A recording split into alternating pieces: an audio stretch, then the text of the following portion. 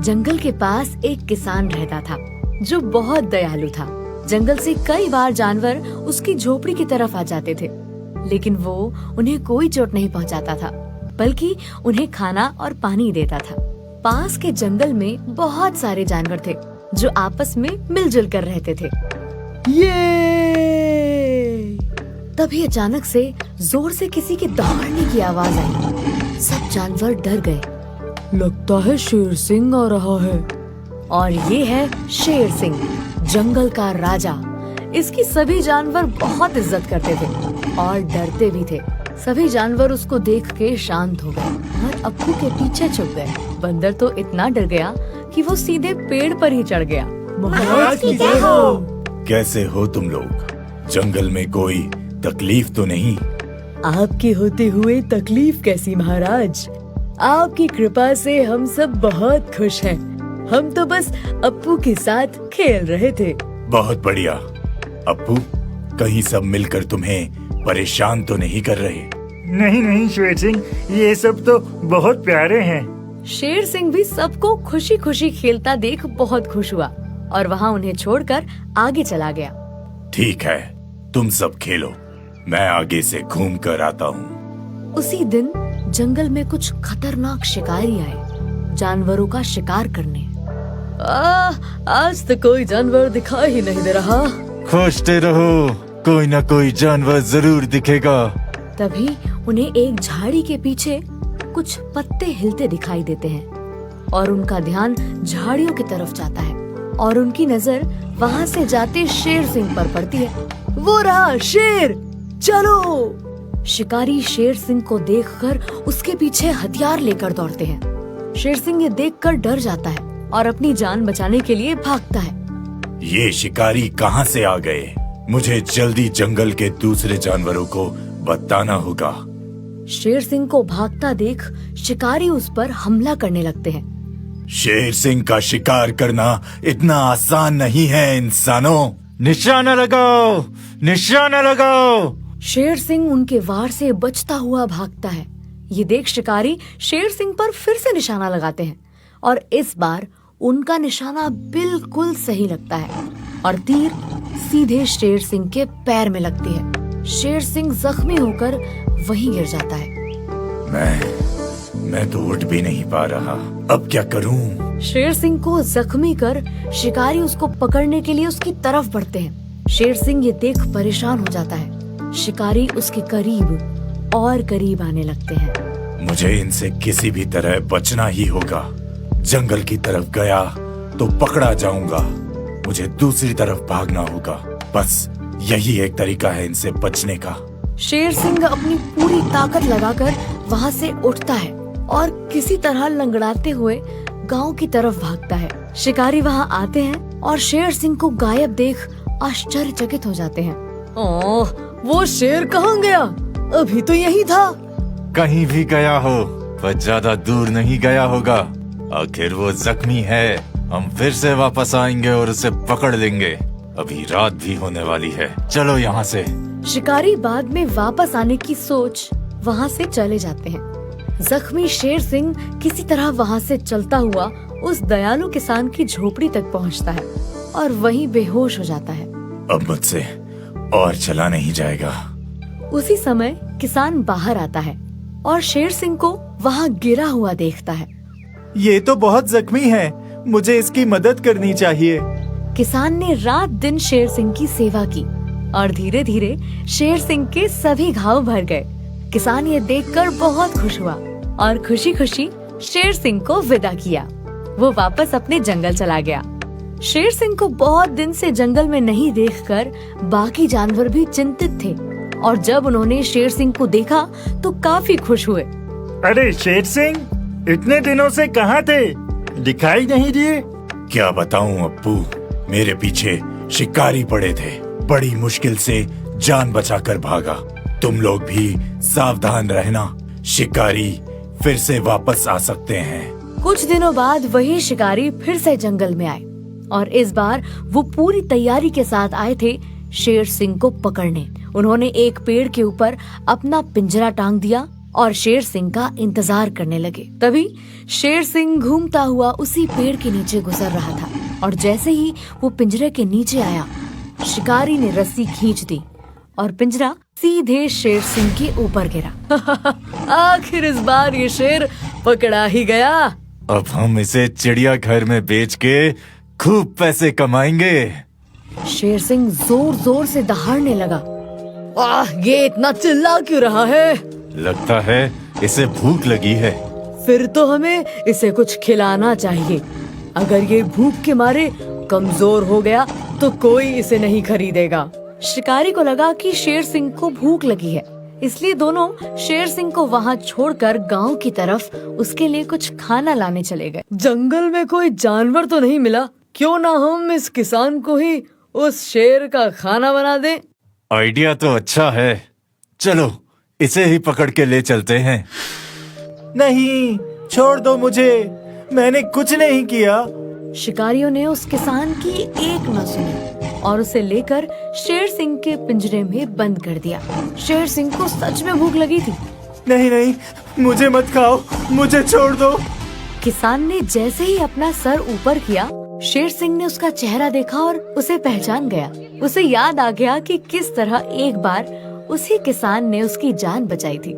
शेर सिंह उसके पास जाकर उसके सर पे अपना पंजा फेरने लगा। शिकारी ये देख हैरान हो गए, ये शेर उस इंसान को खा क्यों नहीं रहा?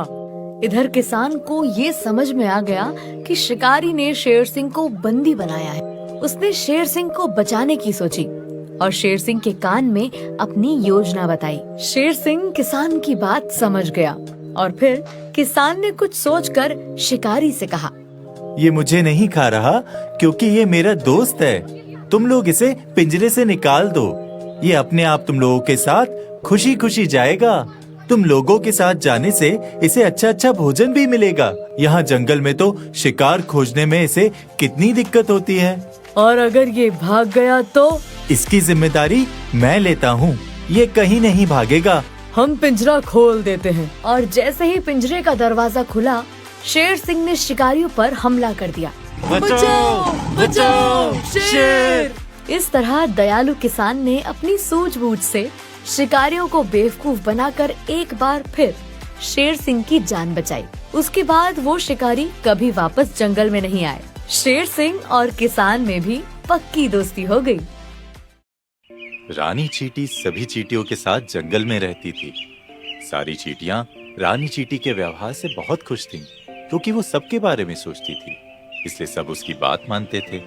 सभी चींटियां मिलकर अपना नया घर बना रही थी। रानी चींटी टीले के ऊपर खड़ी है। सारी चींटियां एक लाइन में हैं और एक दूसरे को मिट्टी के छोटे छोटे टुकड़े पास करती जा रही हैं। दूसरी तरफ चींटियों ने एक लकड़ी और ट्री वाइन की मदद से एक स्लिंग शॉट टाइप का शेप बनाया हुआ है, जिसमें वो एक मिट्टी का क्यूब फंसाकर ऊपर शूट करती हैं। ऊपर कुछ चींटियां उसे कैच करके घर बना रही हैं। ऐसे घर बनाने में तो बहुत समय लगेगा। सही कहा, पर इसी तरह मन लगाकर काम करने से जल्द ही हमारा घर तैयार हो जाएगा। फिर हम उसमें आराम से रह सकेंगे। ये भी तो सोचो। ये बात तो सही है, घर बनने के बाद तो आराम ही आराम है। दोस्तों, काम पर लग जाओ।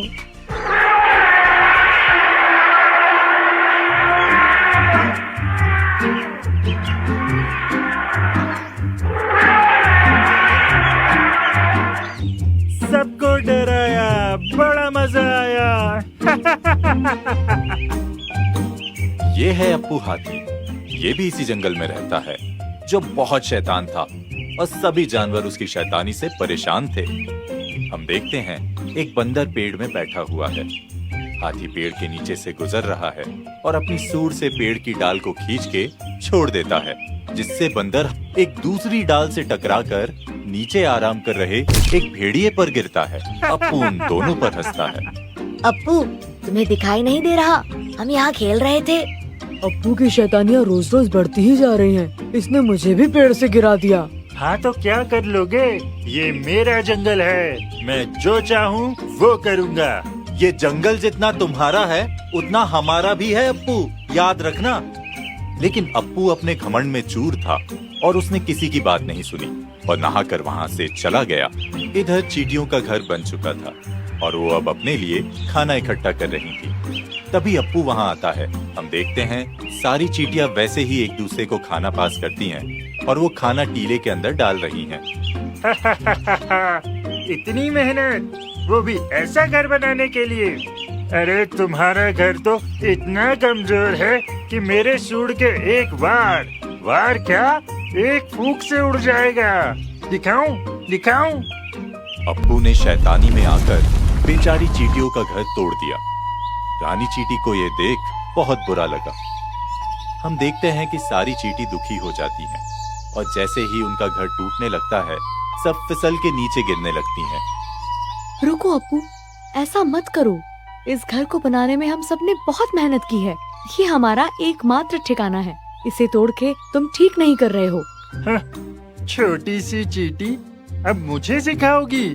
ये मेरा जंगल है, यहाँ मैं जो चाहूँगा वो करूँगा। अप्पू, तुम बहुत घमंडी हो। याद रहे, ये जंगल सिर्फ तुम्हारा नहीं, सभी जानवरों का है और हम सबको यहाँ मिलजुल कर रहना चाहिए। क्या पता हमें कब किसकी जरूरत पड़ जाए। हमें एक दूसरे को परेशान करने की जगह एक दूसरे की मदद करनी चाहिए।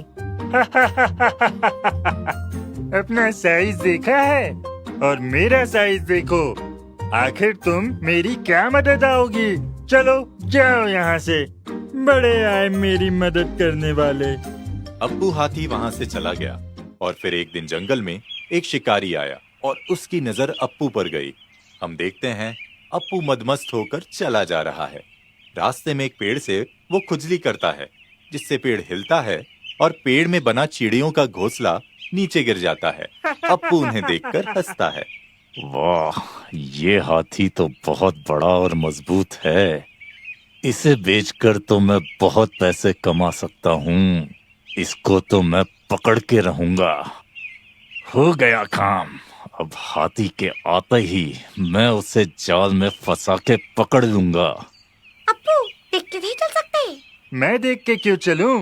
तुम देख के खेलो। बचाओ बचाओ! अब आया ना हाथी जाल के नीचे। अप्पू शिकारी के जाल में फंस चुका था। शिकारी उसे चुप के देख ही रहा था। तभी अप्पू की आवाज सुनकर रानी चींटी वहाँ आती है और उसकी नजर शिकारी पर पड़ती है। अप्पू को फंसा हुआ देख उसको दया आ गई। रानी चींटी ने अप्पू की मदद करने की सोची। रानी चींटी अप्पू के पास जाती है। अप्पू, मेरे दोस्त, तुम घबराओ मत, मैं आ गई हूँ। मैं तुम्हारी मदद करूँगी और तुम्हें यहाँ से निकाल लूंगी। और रही इस शिकारी की बात, तो इसको तो हम मजा चखा देंगे। चलो साथियों। अरे बचाओ, कोई बचाओ इन चींटियों से, बचाओ! ये तो मुझ शिकारी का ही शिकार कर रही हैं, बचाओ! शिकारी के भागते ही रानी चींटी अप्पू के पास आती है। शिकारी तो चला गया, लेकिन मैं इस जाल से बाहर कैसे निकलूंगा? मेरे पास इसका भी उपाय है। तुम यहीं रुको, मैं अभी आई। चूहे राजा, मेरे दोस्त, बाहर आओ दोस्त, तुम्हारी मदद चाहिए। क्या हुआ चींटी रानी, इतनी परेशान क्यों हो? वो अप्पू शिकारी की जाल में फंस गया है। जरा जाल काटने में मदद कर दो, बेचारा बहुत परेशान है। ये तो एक दिन होना ही था। ये सब अप्पू की शैतानियों का फल है। हाँ, पर है तो वो हमारे ही जंगल का हिस्सा। हमें उसकी मदद करनी चाहिए। सही कहा, चलो। चूहा जल्दी से अपने दोस्तों के साथ अप्पू के पास आता है और सब मिलकर जल्दी से अप्पू का जाल अपने नुकीले दांतों से काट देते हैं। अप्पू आजाद हो जाता है और उसे अपनी गलती का एहसास होता है। मुझे माफ कर दो चींटी रानी, मैंने तुम लोगों का घर तोड़कर बहुत गलत किया। तुमने सही कहा था, हम सबको एक दूसरे की मदद की जरूरत पड़ती है, चाहे वो कितना भी बड़ा या छोटा क्यों ना हो। आज से मैं तुम सबके साथ मिलजुल कर रहूंगा, बिल्कुल एक सच्चे दोस्त की तरह।